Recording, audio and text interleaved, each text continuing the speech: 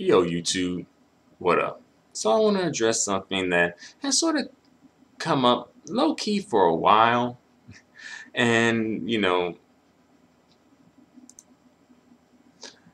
at this point now, I'm like, well, maybe I should just go ahead and address it. Um, I know that a lot of folks are going to be happy to see a video like this. And as well, actually, I think this video was low key, you know, inspired slash requested by light skinned mixed biracial men who kind of feel like I shouldn't be speaking on these issues as they pertain to brown skinned and dark skinned women. Colorism issues, as they pertain to brown skinned and dark skinned women. And they have some valid arguments. I'm not going to tell a lie and act like they don't have a valid argument, because they do. They have some valid arguments. But in this video, I am, going to address, just something that I've kind of noticed here and there, you know, when it pertains to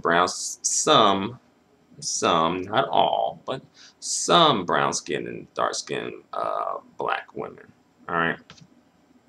And I think it's like basically when it comes down to colorism, right? And color, what we consider masculine and what we consider feminine, right?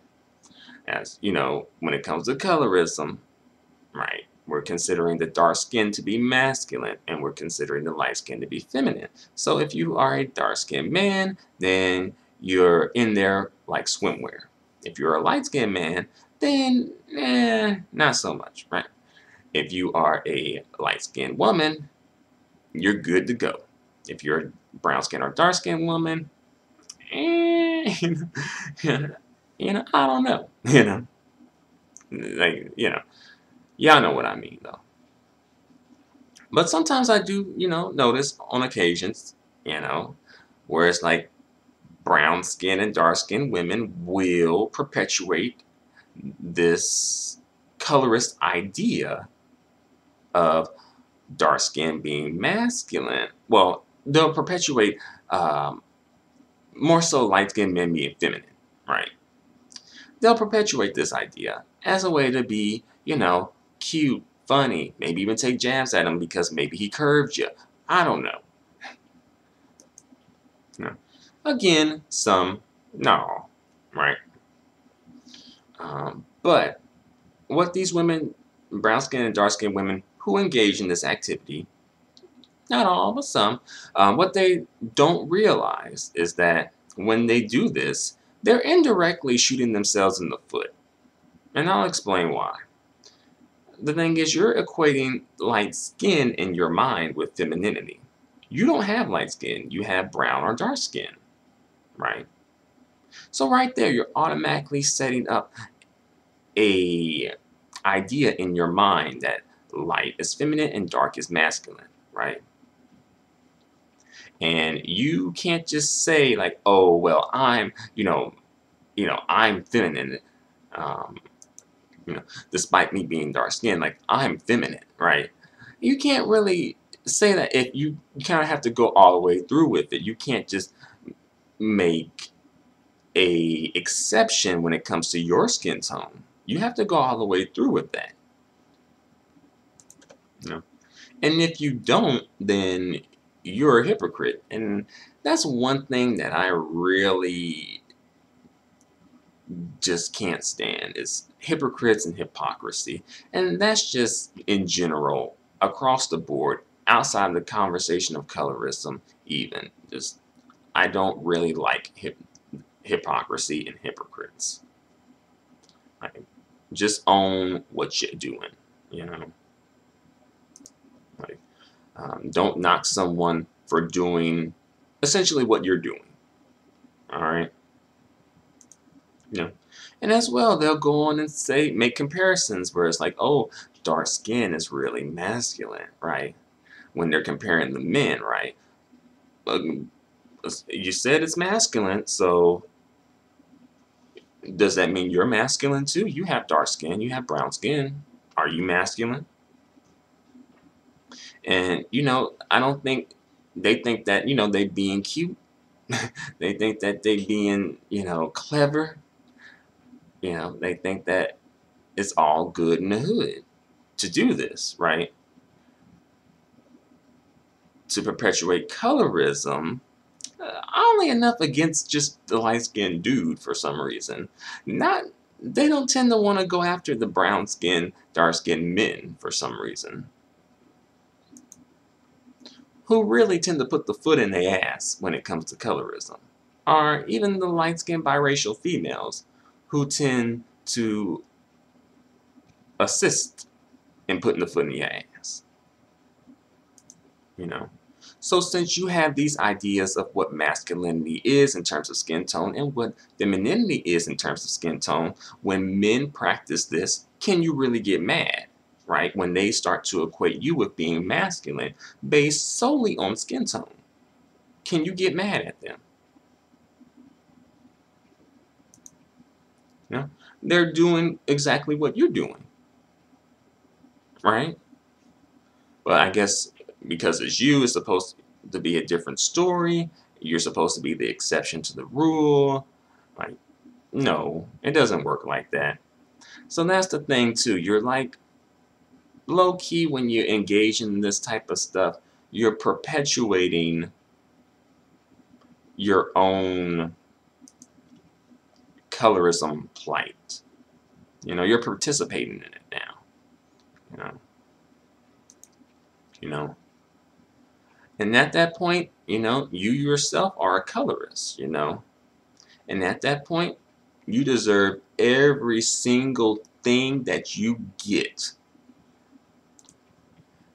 Every single fucked up thing from colorism. You deserve it. If you're going to go and complain about colorism, but perpetuate it also, you're a hypocrite, a colorist, and you don't deserve sympathy or empathy or justice. You deserve the foot in the ass that you get. Just like when these brown-skinned, dark-skinned dudes perpetuate their colorism, they deserve that bash in the head that they get from that police brutality. And as well, since we just kind of got on the subject, when it comes to actually brown and dark skin versus light skin, light skin tends to be considered beautiful, while dark skin tends to be considered more so animalistic, if we really want to go into it and keep it real. More so animalistic, right? And for men, and women who have Beauty and the Beast fantasies, that can work, right? But you notice when it comes to how these brown-skinned and dark-skinned men are treated in society, it tends to be more so treated like animals, treated in a dehumanized way, right? Historically, brown-skinned and dark-skinned people, especially brown-skinned and dark-skinned men, have been compared to apes, gorillas, monkeys, etc. Thus, at one point, I believe it was like trying to push it as science, even, right? Subhuman black folk, right? And because of that, right, that animalistic comparison, like being viewed in an animalistic way, right? That's why there tends not to be sympathy and empathy when it comes to police brutality, right? It tends to be an indifference to it because it's just an animal, It's, and oddly enough, I think some actual animals like dogs and cats and horses even would probably get more sympathy than brown-skinned and dark-skinned men shot down in the street.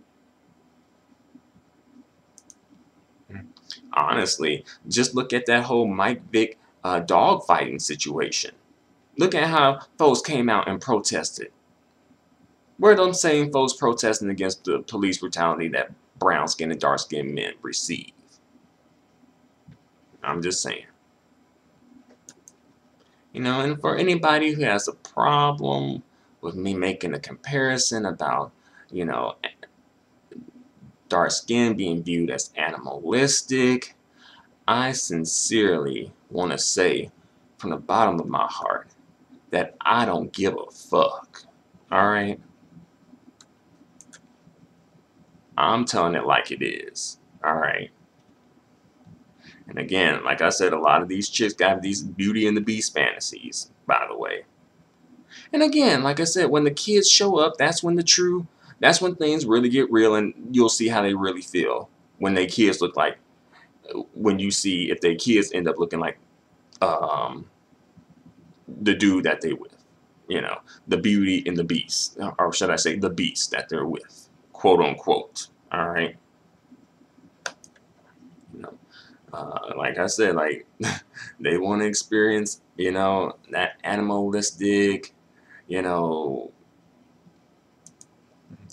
beast, quote unquote, but they don't want to have that animalistic. They want to have their kids looking like animalistic beast. All right, and I'm just saying it. I'm just trying to keep it real. All right. Hey, if you can feminize me and light-skinned dudes, all right, we can take the feminization, and we supposed to just take it. You know. But I'll say that, you know, I'm not trying to offend anybody. You know, I'm not trying to come for anybody. I'm not trying to attack anybody. You know. But the thing is, don't come for me. Don't come for mine. All right.